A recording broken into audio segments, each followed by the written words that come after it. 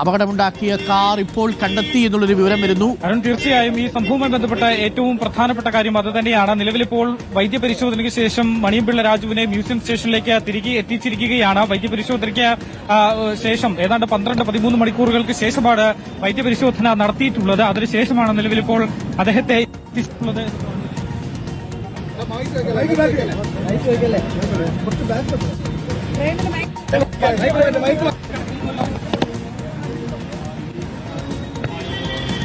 ഇപ്പോൾ പ്രതികരണത്തിനില്ല. മണിയമ്പിള്ള രാജുവിനെ പോലീസ് സ്റ്റേഷനിലേക്ക് കൊണ്ടുപോകുന്നതിന്റെ ദൃശ്യങ്ങളാണ് പ്രേക്ഷകർ കാണുന്നത്. നേരത്തെ മണിയമ്പിള്ള രാജുവിന്റെ പ്രതികരണം നമ്മൾ കേട്ടിരുന്നു. ഇപ്പോൾ പോലീസ് സ്റ്റേഷനുള്ളിലേക്ക് മണിയമ്പിള്ള രാജുവിനെ കൊണ്ടുപോയിരിക്കുന്നു. കാറ് കണ്ടെത്തി എന്നുള്ളൊരു വിവരമുണ്ട്. നഗരത്തിൽ എവിടെയോ ഒരിടത്ത് പാർക്ക് ചെയ്യുകയായിരുന്നു. പോലീസ് ആ വാഹനം നേരത്തെ കസ്റ്റഡിയിലെടുത്തില്ല. 12 മണിക്കൂർ സമയം വൈകി എന്നാണ് ഇപ്പോൾ നമ്മൾ മനസ്സിലാക്കുന്നത്. അതിനുശേഷമാണ് വൈദ്യപരിശോധനയ്ക്ക്. ഇപ്പോൾ പ്രതികരിച്ചില്ല അല്ലേ ആഷിൻ? അരുൺ, നിലവിൽ മണിയമ്പിള്ള രാജു പ്രതികരണം നൽകിയിട്ടില്ല. വൈദ്യപരിശോധനയ്ക്ക് ശേഷം ഇവിടെ മ്യൂസിയം സ്റ്റേഷനിലേക്ക് തിരികെ എത്തിച്ചിട്ടുണ്ട്. നിലവിൽ ഇപ്പോൾ ചുമത്തിയിരിക്കുന്ന വകുപ്പുകൾ ജാമ്യം ലഭിക്കാവുന്ന വകുപ്പുകളാണ്. പക്ഷേ പരിശോധനാ ഫലം ലഭിച്ച ശേഷം മദ്യപിച്ചിട്ടുണ്ടെങ്കിലാകും ഇത്തരത്തിൽ നോൺ ബെയിലബിൾ ഒഫൻസ് കൂടി ചേർത്ത് അറസ്റ്റ് രേഖപ്പെടുത്താനുള്ള സാധ്യത ഉള്ളത്. നേരത്തെ നമ്മളോട് പോലീസ് ഉദ്യോഗസ്ഥർ പറഞ്ഞത് ഈ വൈദ്യപരിശോധനയ്ക്ക് ശേഷം ഇവിടെ എത്തിച്ച് വിശദമായി മൊഴിയെടുക്കും. ഇതിനിടയിൽ തന്നെ വാഹനം കണ്ടെത്താനുള്ള ശ്രമം നടത്തും.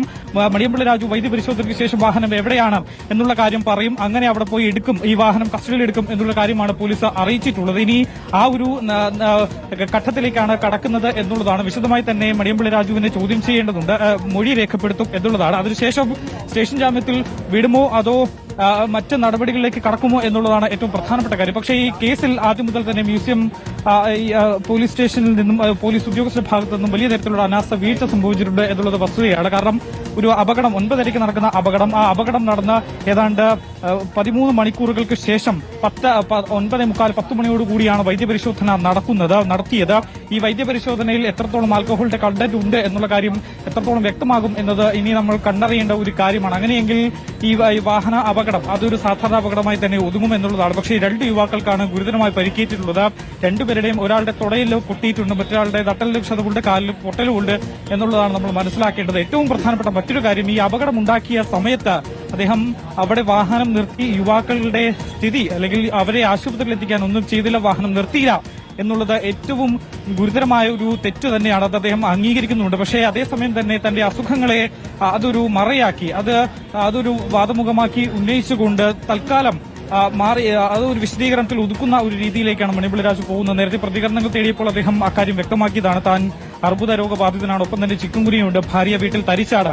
ഈ കാര്യങ്ങളെല്ലാം പോലീസിനെ അറിയിച്ചു. അതുകൊണ്ട് പോലീസ് തന്നെയാണ് രാവിലെ വന്നാൽ മതി എന്നൊരു കാര്യം പറയുകയും ചെയ്തത്. സാധാരണഗതിയിൽ ഇങ്ങനെ ആയിരിക്കില്ല നടപടി എന്നുള്ളത് ഏതൊരു സാധാരണക്കാരനും മനസ്സിലാവുന്നതാണ്. ഒരു വാഹന അപകടം, പ്രത്യേകിച്ച് മദ്യപിച്ച് വാഹനം ഓടിച്ച് അപകടം സംഭവിച്ചു കഴിഞ്ഞാൽ എത്രയും വേഗം ആ വാഹനം കണ്ടെത്തുക, ആ ഗോൾഡൻ അവേഴ്സിൽ തന്നെ വൈദ്യപരിശോധന നടത്തുക എന്നുള്ളതാണ് പോലീസ് ചെയ്യേണ്ടത്. പക്ഷേ ഈ ഒരു സംഭവത്തിൽ പോലീസിന്റെ ഭാഗത്തു നിന്ന് ചടുലമായ ഒരു നടപടിയും ഉണ്ടായിട്ടില്ല എന്നുള്ളതാണ് വാസ്തവം. മാത്രമല്ല മണിയമ്പിള്ള രാജു പറയുന്നതനുസരിച്ച് പ്രവർത്തിക്കുകയാണ് പോലീസ് നിലവിൽ ഇതുവരെയും ചെയ്തുകൊണ്ടിരുന്നത്. ഇത്രയും നേരമായിട്ടും ഈ വാഹനത്തിന്റെ കാര്യത്തിൽ ഒരു വ്യക്തത വരുത്തിയിട്ടില്ല. ഇത് എവിടെയാണ് അല്ലെങ്കിൽ കണ്ടെത്തിയിട്ടുണ്ടോ എന്നുള്ള കാര്യത്തിൽ പോലും പോലീസ് ഒരു വ്യക്തമായ മറുപടി നൽകുന്നില്ല എന്നുള്ളതാണ് ഇതിൽ ഏറെ ശ്രദ്ധേയം. അതായത് നഗരമധ്യത്തിൽ ടെന്നീസ് ക്ലബിന്റെ പുറകുവശത്ത് നേരത്തെ പാർക്ക് ചെയ്തിരുന്നു എന്നൊരു വിവരം കൂടി വരുന്നുണ്ട്. പക്ഷേ കഴിഞ്ഞ 13 മണിക്കൂറുകളായി ഈ വാഹനം കസ്റ്റഡിയിലെടുക്കാനോ ഇതിൽ വൈദ്യപരിശോധനയ്ക്ക് മണിയമ്പിള്ള രാജുവിനെ ഹാജരാക്കാനോ കഴിഞ്ഞില്ല. 12 മണിക്കൂറിന് ശേഷമാണ് വൈദ്യപരിശോധനയ്ക്ക് ഹാജരാക്കുന്നത്.